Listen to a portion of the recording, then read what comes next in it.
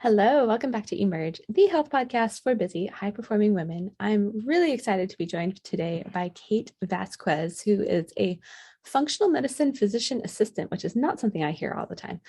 She's the founder of Radiant Health and an award winning author. She loves empowering high performance women to reclaim their health and vitality to become the confident leader they aspire to be.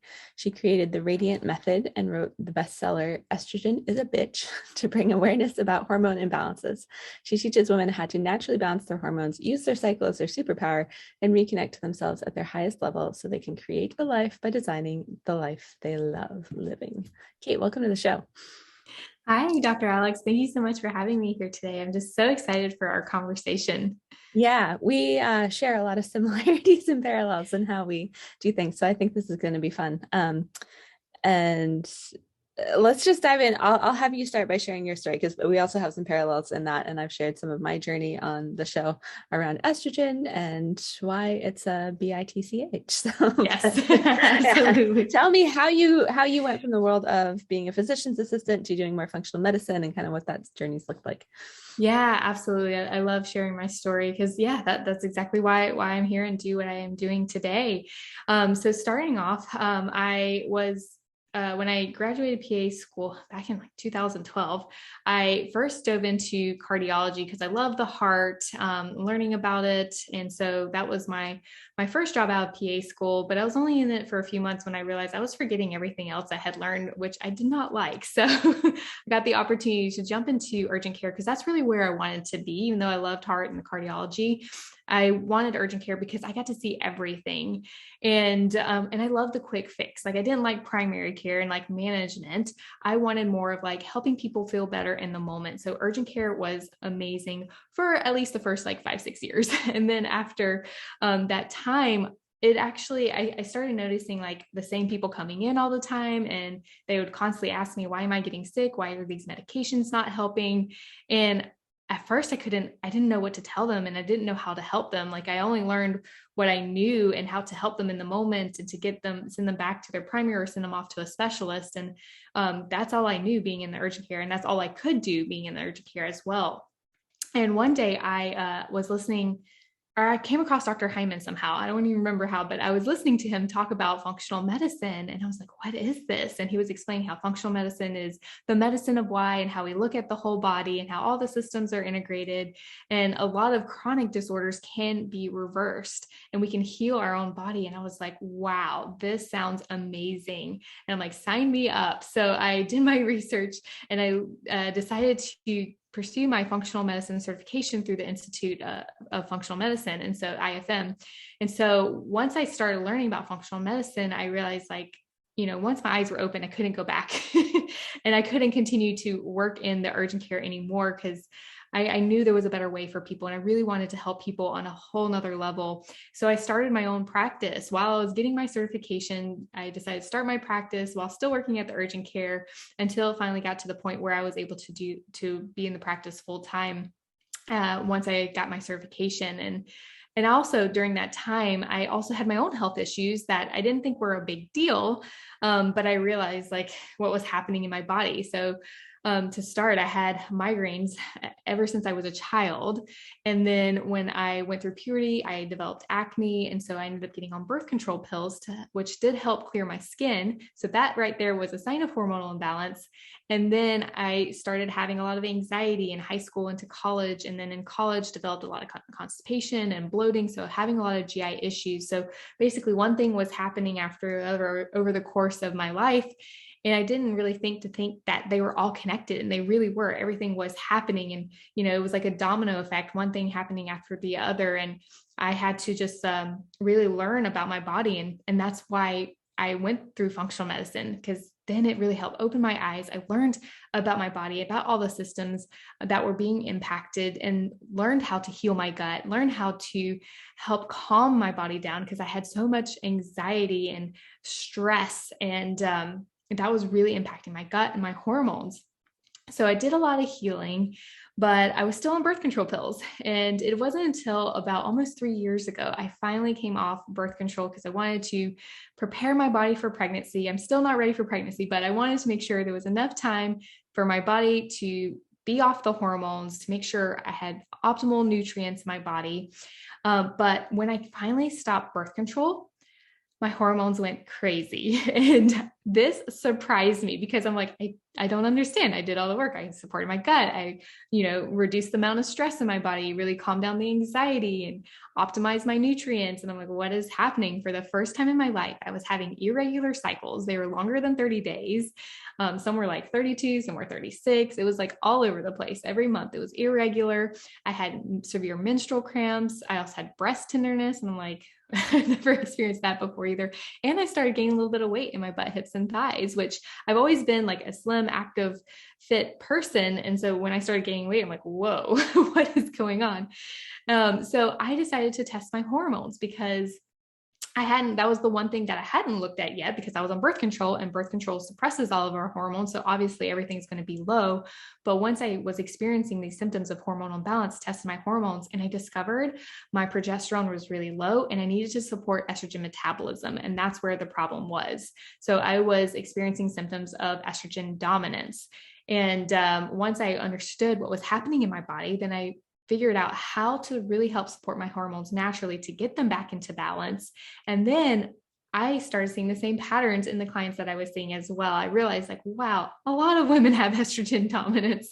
And so I finally worked on helping them with those specific protocols to heal their body so they no longer have to suffer with PMS symptoms and the mood swings, the weight gain, the bloating. And it really made such a difference in their life. So with that being said, so that's how I got into like really helping women with estrogen dominance and discovered, the impact it has. And then one day I was just like thinking about estrogen dominance and how, wow, I'm like, goodness, when estrogen is imbalanced, it causes a lot of problems. And I'm like, wow, estrogen's a bitch. And then once I popped that, now mind you, I'm like, when that phrase popped in my head, I normally don't say that word. And I definitely don't use it lightly. But when I thought of that, I was like, wow, that actually would make a great title for the book. And from that moment, I knew I needed to write a book to educate women because unfortunately, there's not a lot of information and resources out there to educate women, like, what they're experiencing is not normal. And the good thing is that they can do something about it. So they no longer have to suffer in silence every month. So I love this. And I love, just in you sharing, I think we've so normalized so much about hormones and women don't realize that there's actually something we can do about it. And so there's like multiple pieces of this conversation we can unpack, from your story, include like maybe I'm trying to think of where I want to start with this, but maybe let's start with the birth control conversation because, I know that's something that a lot of women, either we've been on it a long time or we finally decide to come off and like our body totally freaks out because there's not much that's generally beneficial around that, except maybe preventing pregnancy or, at times dealing with PMS symptoms and whatnot. But I love what you said in that if you're experiencing those things and birth control is helping, you have some hormone issues that, Yes. there's other ways to address. So I'm curious, just like either your perspective or your experience for those who are listening and, either have been considering it or are maybe still in that place of trying to figure out what to do with birth control. Yeah, absolutely. I mean, at the end of the day, it's really important that women have informed consent. Unfortunately, most medical doctors and physician assistants, nurse practitioners, we are not taught about the long-term effects of birth control. We're just taught that, yeah, if someone's smoking, definitely it's a contraindication. So don't prescribe it because it does thicken our blood. So it can increase the risk of blood clots, or women that have something called factor V Leiden, which is a clotting disorder. So any type of thing that would increase the risk of blood clots, you definitely don't want to take birth control. So that's all we know is like, yeah, it can cause like strokes and it can cause blood clots, but it's kind of just very limited. And a lot of women are prescribed birth control as a solution to a lot of hormonal imbalances. So yes, I understand it if women want to take it to prevent pregnancy, even though I believe that there's better ways. Like I love the natural fertility awareness method, which can be helpful, but at the end of the day, it's your decision. However, if you are experiencing symptoms of hormonal imbalance and the first thing your provider wants to do is prescribe birth control, at least learn about the impacts birth control has on the body and what it can do. And then also what I also believe is that women should seek out different ways and things that they can do. Like, why is the hormonal imbalance occurring in the first place. Because if we can figure out why it's happening in the first place, a lot of time we can really get rid of those symptoms, and you don't need to take birth control, because at the end of the day, birth control is just a band-aid. It just suppresses the hormones, which yes, it can definitely help the symptoms, but the underlying root causes are still there. And so the problem is when women get on, so I hear it all the time, women with PCOS or endometriosis or whatever hormonal imbalance they have, they get on birth control. And then as soon as they stop it to take a break, or for whatever reason, their symptoms come back up and they flare up and they're worse than what they were before the birth control. And so I just want women to have that understanding, awareness that it doesn't really treat anything. It's just suppressing. It's a band-aid. But then there are also a handful of women, they take it and they actually start having new symptoms that they never had before. And that's because they're synthetic estrogen and progesterone. It's not the same as our own hormones. So of course, anytime we take in something that's not like our hormones, it's similar but not the same, it's going to create a lot of side effects as well. But yeah, a lot of what women don't understand is as I mentioned, the long-term effects. And that's why I want to really help educate women and help them understand, this is where that informed consent comes in, is do the research and understand, okay, this is what could happen. So when I did a lot of research looking into birth control and its impacts on the body, the first thing was it impacts the gut health. And that made a lot of sense because I had taken it starting as a teenager, and then I started having gut issues in my 20s. And I'm like, okay, so granted, birth control is not the only root cause of gut issues, but it is one of the causes that impacts gut health. In fact, if you look up the studies and research, it shows that there is a link between birth control and something called leaky gut. And when I say leaky gut, I'm referring to the gut lining, which is about 1 cell thick. And a lot of things can impact it. I mean, if it's only 1 cell thick, a lot of things can really help disrupt that gut lining barrier. And that barrier is very important because on the other side of that is our immune system. So we want to make sure we have this really tight barrier that's preventing things from passing through. But the problem is when we take medications like birth control or Advil, we're exposed to like inflammatory food and toxins and heavy metals, also stress. I mean, so many things can impact this 1 cell thick barrier, and then it starts opening up. And that's why we call it leaky gut, because now we have these holes, these openings in that gut barrier. And now things are passing through. Like if there's a bad bacteria that's in your gut, they can release these toxins called lipopolysaccharides. And these toxins can pass through, get into your bloodstream. They can really activate your immune system. So this can be a problem. So the studies do show that it contributes to leaky gut, impacts the gut lining, and it has been linked to the development of gut disorders such as Crohn's and ulcerative colitis. So again, because that immune system's on the other side, and it's interesting because a lot of autoimmune disorders that happen is usually because there's leaky gut. And so it does make sense, like birth control is going to trigger, autoimmune disorder of the intestines. So that is the one thing that I want women to understand does impact gut health. Also, another study I was looking at shows that it impacts the gallbladder's ability to produce bilirubin, and we need bilirubin to produce bile. Yes. And why is this important? This is important because when estrogen gets metabolized in our liver first. There's 2 phases, phase 1 and phase 2. So it goes from its active form in phase 1 to inactive form after phase 2. And then once it's inactive, then it's supposed to bind to bile. And then once it binds to bile, it goes to our intestines and then it gets eliminated. So this is why it's important to understand that when birth control is impacting the liver preventing the liver from producing a lot of bilirubin, we're not producing enough bile to bind up those inactive estrogens. So now we are having a lot of estrogen that is building up in our system and we're not getting rid of it. And that can definitely be a problem. Yeah, absolutely. I'm like totally into this conversation. So this is really, really good. And what I think maybe we can dive into this next, because, what's super interesting to me, and I know you've seen a lot of estrogen dominance in your practice as well. And you talked about in your book, I was flipping through it earlier before we got on this, but you talked about there's 3 different causes of estrogen dominance. And so, we've got this liver thing, and I talk about the liver all the time and gut health. And, we need to be able to actually get rid of the stuff that's built up. And I was going to add, I read a study that our stress levels actually impact the flora that colonize our gut as well, which can Yes. contribute as well. And I find that super interesting, like how healthy our gut is directly related to our stress.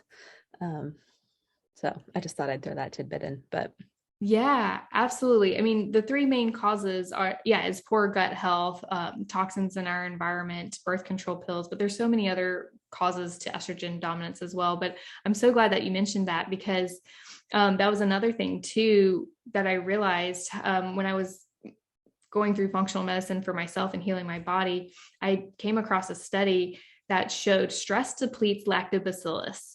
And lactobacillus is the good, healthy gut bacteria that we need in our gut. And when I had done a stool test, I barely had any lactobacillus. And it made sense because this was after PA school. So, mind you, so I had all that stress from school really knocked out my good gut bacteria. And I'm like, well, no wonder I have gut problems. And if we don't have, a good healthy gut, it impacts our estrogen metabolism. And that's because in our gut, we have all these microorganisms, all these bacteria, and they have different roles. They help with, production of nutrients like vitamin K and B vitamins, but they also, there's specific bacteria that's important in helping with estrogen metabolism, and it's called the estrobolome, which is estrogen and microbiome combined together. And I'm like, I love these gut bugs because they really help us keep our estrogens in check. But the problem is when we have a disruption of our microbiome. So we have like an overgrowth of bad bacteria, which is what happened to me. I had an overgrowth of bad bacteria in the gut, something called small intestinal bacterial overgrowth, SIBO, which makes sense why I had constipation, bloating, because those are the two common symptoms associated with that. Or if you have like low stomach acid levels, or overgrowth of yeast or parasites in the gut, if you have anything that's disrupting the microbiome, then it affects the gut bacteria that's responsible for estrogen metabolism. And then we also have this enzyme called beta-glucuronidase in the gut that's supposed to be low because it just allows like inactive estrogen to pass through. But when we have that disruption of the gut, that enzyme beta-glucuronidase increases. And now all of a sudden it's turning that inactive estrogen back to its active form. And so now the body thinks that, oh, estrogen is ready to be used again. So it's going to bring it back into circulation. And now we just keep reusing all that estrogen. And that's a problem because our bodies are supposed to make estrogen and then get rid of it. But when we have that gut disruption, we are making estrogen and reusing it. So that is a big problem. One of the biggest contributors to estrogen dominance. Okay. So we've talked quite a bit about like how we can end up in this place. What are some of the signs that you're dealing with this? Like, what are some of the symptoms that we might have? Yeah, absolutely. Yeah. And I realized there's a lot of symptoms associated with estrogen dominance, and there's a lot of overlap with other like hormonal imbalances as well. But there are 5 telltale signs of estrogen dominance. And I realized if women have about 2 or 3 of those signs, it's definitely a high chance they have estrogen dominance. So the first one is irregular periods. And that's because our hormones are fluctuating throughout our cycle. And estrogen rises right in the follicular phase, which is the first half of our cycle, right before ovulation, to help mature the egg and get it ready to be released. And so once ovulation occurs, the egg gets released, and then estrogen starts to decline a little bit. And then we start to get a bump in progesterone, which is increasing during the second half of our phase, or the luteal phase. And even though progesterone's increasing, we still get a little bump in estrogen during that time. But the problem is that we want to make sure progesterone levels are optimal and that estrogen doesn't go too high. And so, oh goodness, I just like forgot where I was going with that. Oh yeah, irregular. So progesterone is supposed to be increasing, then we get a little bump in estrogen. But the problem is we don't want low levels of progesterone and too much estrogen.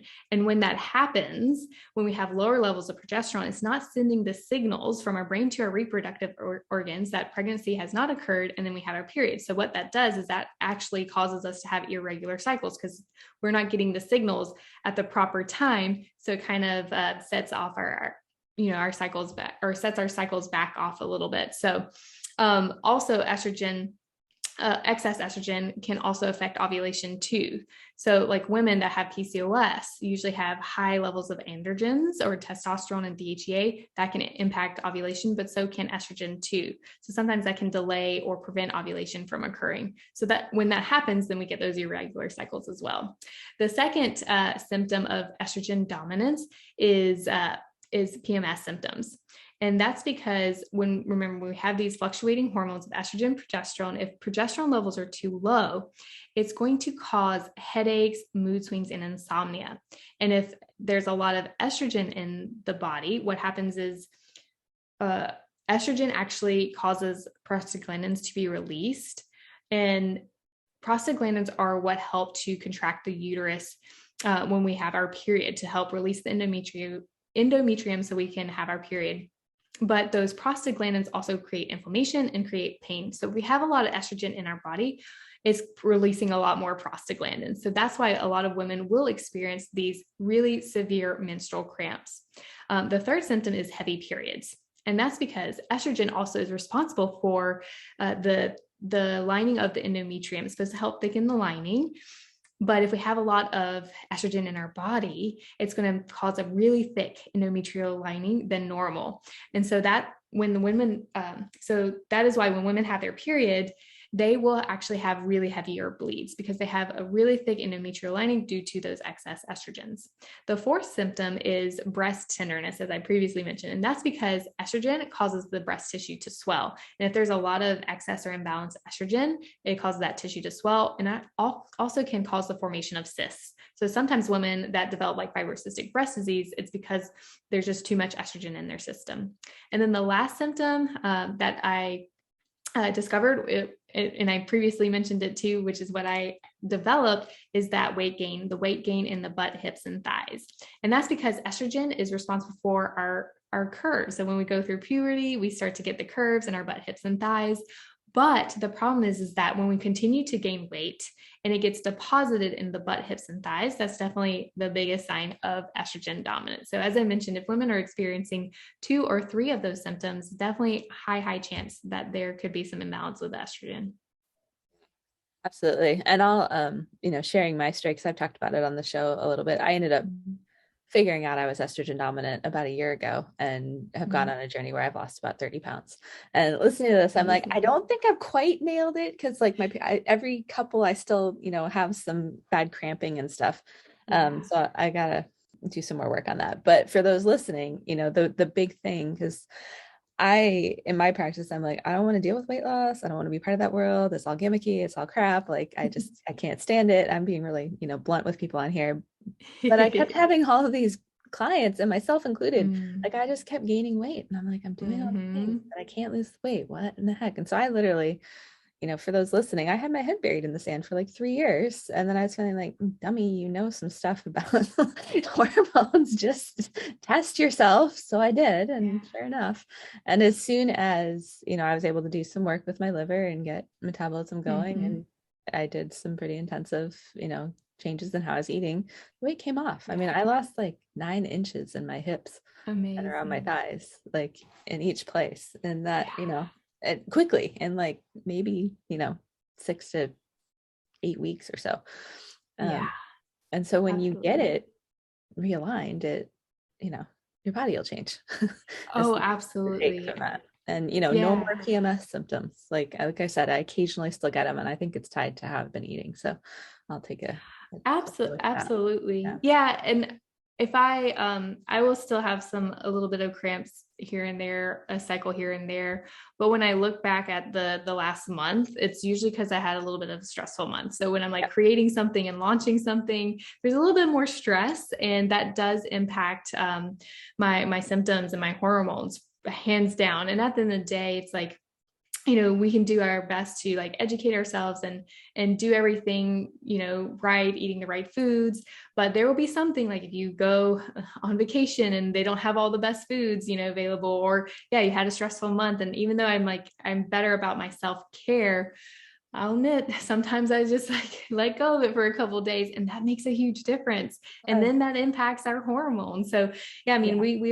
we are all human, and at the end of the day, we do the best that we can to really help support our bodies. But it's crazy, like, if you're, eating healthy, if you're exercising, but the weight's not coming off, something to think about is your hormones. And a lot of times the thyroid gets looked at and tested, but sometimes it's not just the thyroid. It can just be that imbalance in the estrogen and progesterone, like we both were, experienced. We had a little bit of that weight gain, and once we balanced the hormones, the weight came off, and it can be just as simple as that. Yeah, absolutely. Mhm. And the last piece that I wanted to just shed some, like, bring attention to, and then we can move into, okay, what do we really do with this? Like, Yeah. maybe we'll give people 3 things you can start doing. But you touched on briefly, there's 3 different ways that estrogen can be out of whack. So let's maybe hit those, because one of them, actually, estrogen can look normal, but your progesterone is like, there's a ratio that has to be met. So let's maybe talk about that for a second. Yeah, the 3 different patterns of Yeah. estrogen dominance. Yeah, Yeah. yeah, absolutely. Because I realized when I did my research, a lot of people just talk about estrogen dominance as it's like this one thing. And they recommend, if you Google, the treatment for estrogen dominance, they recommend like the same stuff. And one of the most common supplements is DIM, which I love. And I definitely take it. It helps me. However, not every woman needs DIM. And actually, if they take DIM and they don't need it, it can actually feel worse. Like they can get headaches and worsening of menstrual cramps. So it's really important that you do the testing. And then once I did the testing, I discovered that there were actually 3 different types of patterns of estrogen dominance, which really helped me to tailor and tweak the plan for each person. Because yeah, I mean, if progesterone is normal, you don't want to like give someone Vitex because they don't really need it, and unfortunately, a lot of supplements that you'll find are these balancing hormone supplements, which has a mix of everything. But I'm like, sometimes you just don't need all of that. So as far as the 3 different patterns that I discovered, the first one was normal progesterone levels and high levels of estrogen. And so, what I'm looking for is I'll do different tests, sometimes blood work. And in blood work, I like to see progesterone levels between 15 to 25. So if women, for example, are coming in their progesterone's like 8 or 10, that's really, really low. So there are things that I will do to help naturally support progesterone. And so with that first pattern, if the progesterone's between 15 to 25, it looks good, but their estrogens are really, really high. So in blood work, there's not really like an optimal number, but typically if one of my clients has estrogen that's 200 or 300, I know that's a lot of estrogen. And what I'm looking at is the ratio of progesterone and estrogen during the luteal phase. Because remember, that's when remember, because that's when progesterone is reaching its peak. And so when progesterone is at its peak, then we look at the ratio of estrogen and progesterone. And so that is the first pattern: normal progesterone levels, high estrogen. The second pattern is low progesterone and normal levels of estrogen, because even though estrogen may be like 100, but progesterone is low, so at 8 or 10, as I was talking about, that can create that estrogen dominance effect. And then the third pattern is low progesterone and high levels of estrogen. So if someone has progesterone at 8 or 10 and then their estrogen is like 200 or 300, that's really a lot of estrogen in the system with low progesterone. So that's really creating that estrogen dominance effect.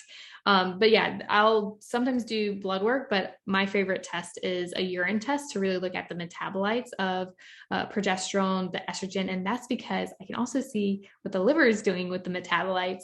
And that will help me to really tailor the plan. Do I need to support phase 1 of estrogen metabolism in the liver? Do I need to support phase 2 of estrogen metabolism in the liver? So I really like to do the urine test, because not only can I see the amount of estrogen, progesterone in their system during the luteal phase, but I can see what support do they really need when it comes to estrogen metabolism as well. Yeah, really, really great. And that's a lot of stuff that I keep learning more about and keep looking at. There's different options out there. But for those Absolutely. listening, like, if you're not picking up on this, it's important to actually know what's going on. And so if you're Mm-hmm. experiencing any of these symptoms, and then the other thing that I find frustrating, and you came from the Western medical world, so I'm sure you've experienced this, is like, there's this they just don't want to look at hormones. I don't know. I talk to all these and they are, people are put on medication or hormone replacement therapy or, like, oh, you probably Yes. have this, but we're not going to test it. And I'm like, why not? Like, just let's look at it. But we're not trained in the Western medical world to I really know know. how to understand this stuff Yeah. like you Yeah. have. And, like I've been on a journey too as well. So Yeah, yeah. absolutely. I've had clients come to me on hormones, and when I actually tested their hormones, their estrogen was so high. And I'm like, you don't need to be on the estrogen. I'm like, if anything, like you probably need to support the metabolism of estrogen. But yeah, unfortunately, and yeah, I mean, I wasn't taught either. I wasn't taught like to test the hormones. They don't really see the point in it. But unfortunately, it is important. And if hormones are tested, sometimes they're tested during the wrong time of the cycle. And that's Right. important too, because if you're Yeah. checking your hormones during your period, and yeah, they're going to be low because they're not peaking yet. If you understand like what happens with the hormones, the fluctuation, now you know when they should be tested. And it can provide so much information, whether you have an imbalance in progesterone, estrogen, or both, and be able to support that. So that's why it's so important to find someone that has an understanding of the hormones and is open to doing the testing, because that's going to be really important. Yeah, absolutely. So we got that out of the way, and you now have two resources that Yes. you can go to for that. So what else? What are some? I mean, obviously we talked a lot about gut health, so making sure that our gut is working, and then Yes. I have my version of the third being related to stress because it impacts hormones on such a big level. But I'm curious, like, if you have anything else that you either want to add to that or Yeah, suggestions definitely. around that. For sure. Yeah, I definitely want to talk about stress and toxins as well. And then if we have time, histamines, because that one's another Yeah. thing Yeah. that I realized we're impacting women. So the first is stress, and that's because all our sex hormones and cortisol are produced from cholesterol. So when our body is under a sympathetic nerve, it's in the sympathetic state, which is our fight or flight state, because we are under stress, we're going to be producing more cortisol. Now, normally if we experience stress, the cortisol level should come back down. But the problem is, because of our modern day world and all the demands, our cortisol levels tend to stay pretty high.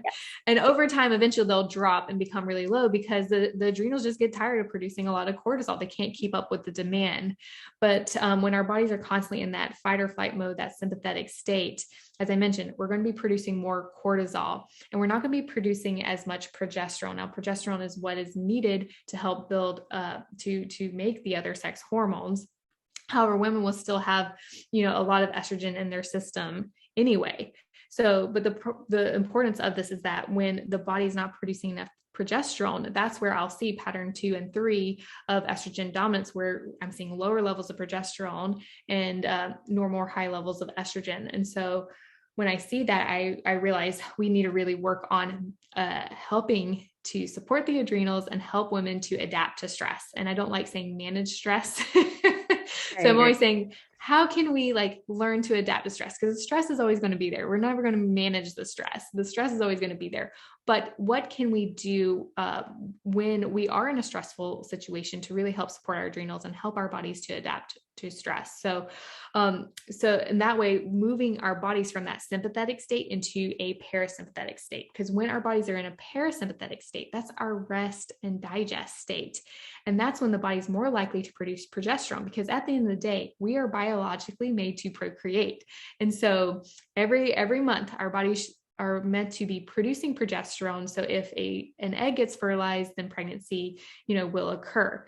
And so when our bodies are in that parasympathetic state, it's going to support reproduction, whether we want it or not. But it's important to understand, because when we're in that sympathetic state, our body is more focused on survival, not reproduction. And so we're going to have those lower progesterone levels, higher cortisol levels. And so when we, again, as I mentioned, when we have those lower progesterone levels, it's going to create that imbalance and cause estrogen dominance. So that is one of the big things. And that's what I experienced as well. I just had so much stress in my life that no one like ever taught me how to adapt to the stress. And so I did a lot of work and creating a self-care routine that I still do to this day, because I realize if I don't do it, it makes a huge impact in my day. And it really helps me to like keep my stress levels down. But yeah, the next thing is toxins too, that can really contribute to estrogen dominance. And that's because we are just exposed to so many chemicals on a daily basis.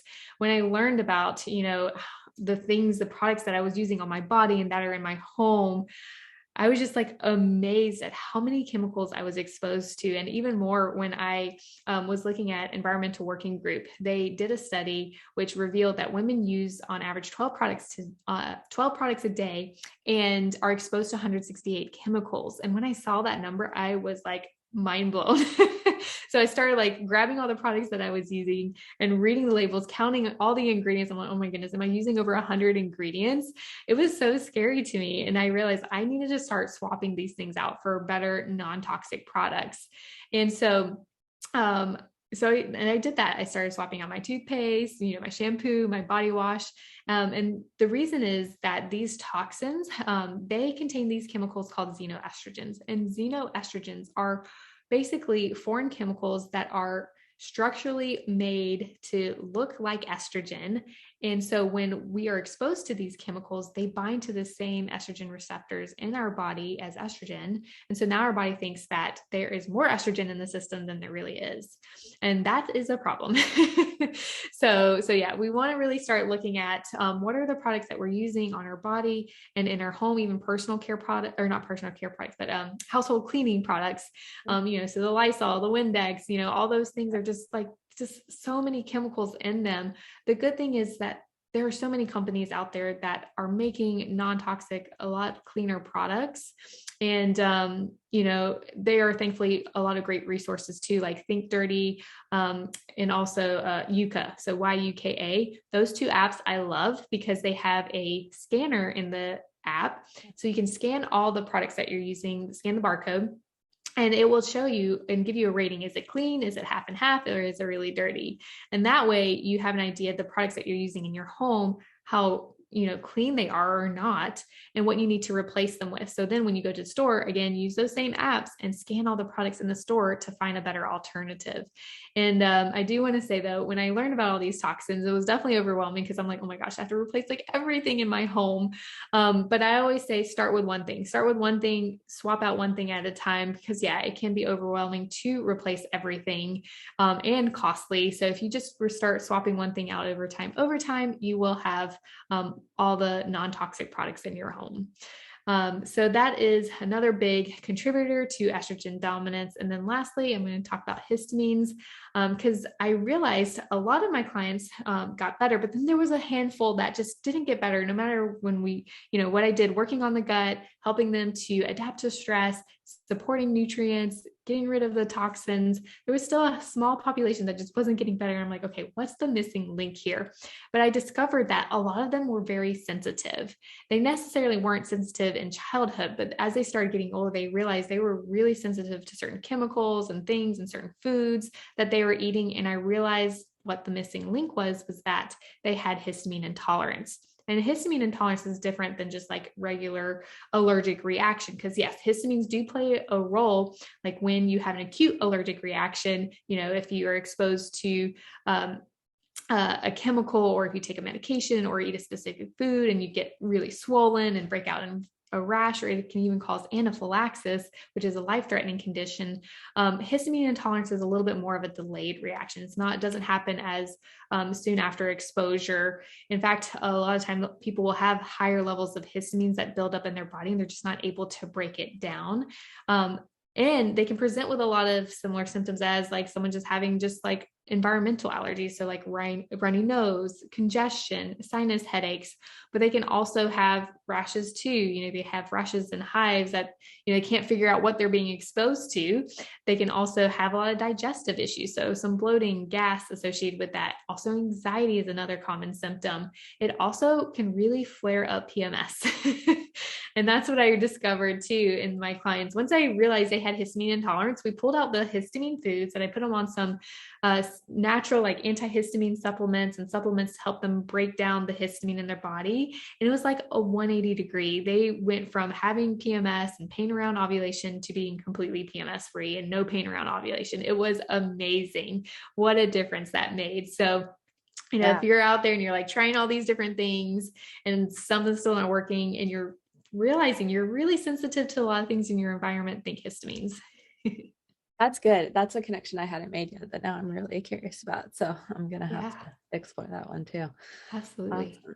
Well, this has been a lot of fun and a ton of information. And the last thing I just wanted to share, because I know we have a lot of listeners on this show who are kind of in that perimenopausal age. I've got like, some in that age and stage, like, and I was just thinking as we were talking about this, like if you're trying to get pregnant or struggling with fertility, this is an episode to listen to.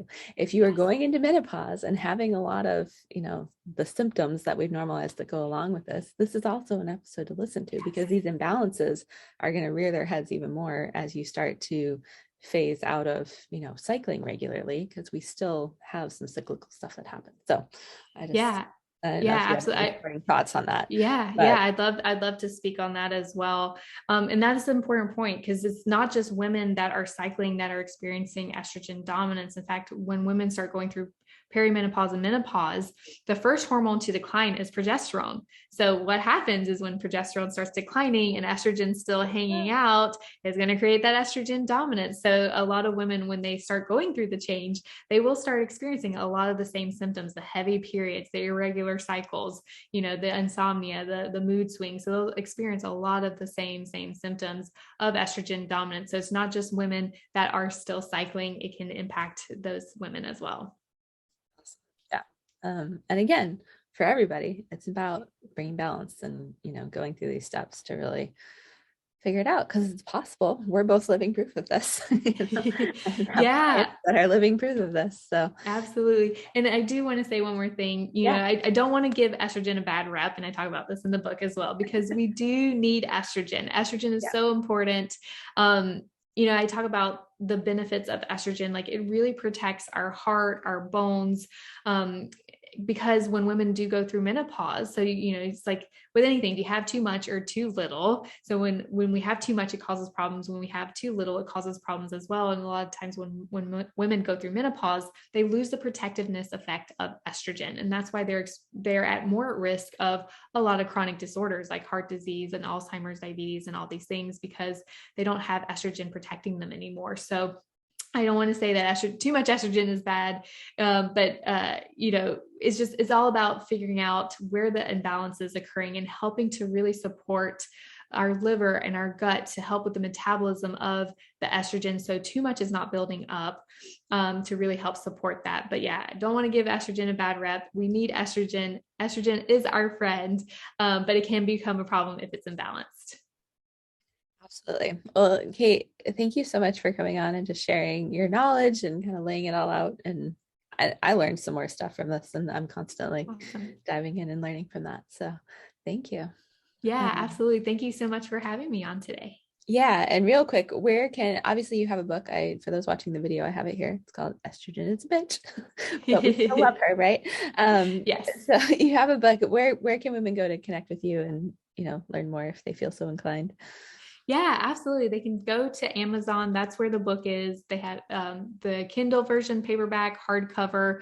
Probably at the time this podcast is released, the audio version will also be available as well, because I realized a lot of women are on the go and don't always have time to sit down and read the book. So I did create the audio version and actually added a couple things. It's not in the book, but I did talk about menopause in the audio version. So I'll eventually update the physical copies. But I did add additional extra information in the audio version.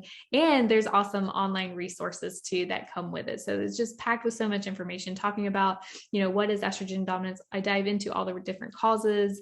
I even talk about like estrogen's impact on the thyroid and autoimmune. And so diving more into those topics as well. And like I said, you also get amazing resources, includes like meal plans and like a 28-day plan to really help support your hormones with exercise and self-care and so much, much more. But that's where they can find it, on Amazon. Okay, great. Well, again, thank you. This has been a lot of fun and we appreciate it. Yeah, absolutely. Thank you so much, Alex.